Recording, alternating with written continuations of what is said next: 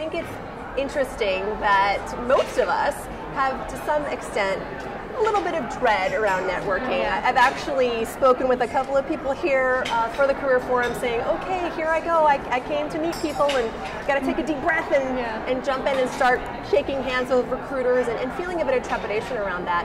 I think we put a lot of pressure on ourselves when it comes to networking. We have very high expectations that we're going to come to an event and pass out our business cards and collect contacts, and then we'll get a job instantaneously out of that.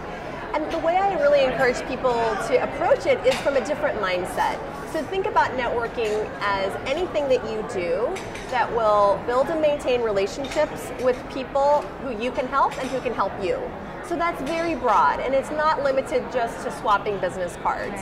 So you do networking not only at a networking reception or a career forum, but you're networking when you're on the PTA at your kid's school, or you're networking when you're going to a book club.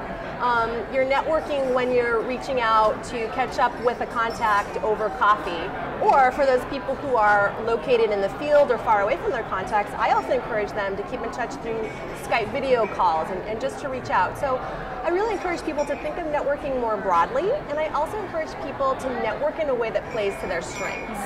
So some people are very extroverted and very confident, and they love walking into a room full of strangers because strangers are just friends they haven't met yet. Right. You know, that kind of a person loves this kind of big event with recruiters and candidates and everyone mingling.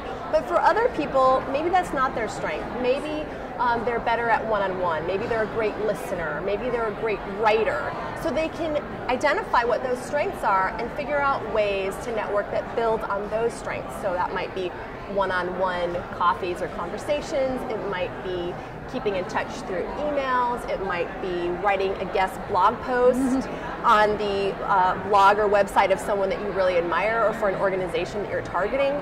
So there's lots of different ways to think about networking, and it's not only limited to meeting strangers at big events. All right, that's great tips. So, elevator pitch. We often advise people to have it at the ready for a networking event, or when you just happen upon somebody, meet somebody for the first time, you want to be able to succinctly explain what you do and really pitch yourself, your services to that person. What advice do you have for crafting an elevator pitch, and is there a formula?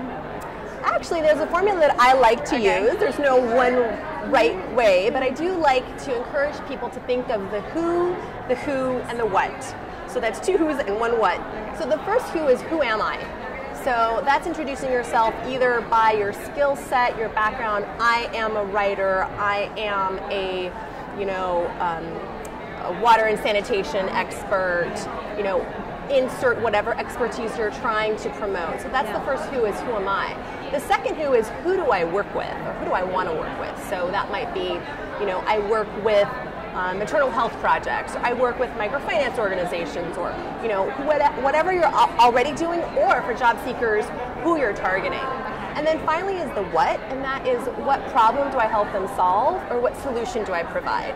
So it might be, I'm helping tell the story of the impact of this organization. I'm helping them, run projects across disparate geographies and across disparate cultures, and coming in on time and under budget. Whatever it is that you are providing that's valuable to the people that you're working with. So being able to concisely say, who am I, who do I work with, and what do I provide, also gives the person who is listening to you an opening to ask questions about that. Because ultimately an elevator pitch, or if you don't like that term, a networking introduction, is just a way to spark a conversation. I think we put a lot of pressure on it, and we think in this one elevator pitch, I'm going to sell myself and they're going to offer me the job on the spot. No, it's just about opening up a conversation and having a dialogue with people. So, be prepared to share who you are, be prepared to answer questions, and bring your sense of curiosity about the other person. Don't be so busy selling yourself that you don't ask them questions about them, and try to build a relationship, which again is what networking is all about.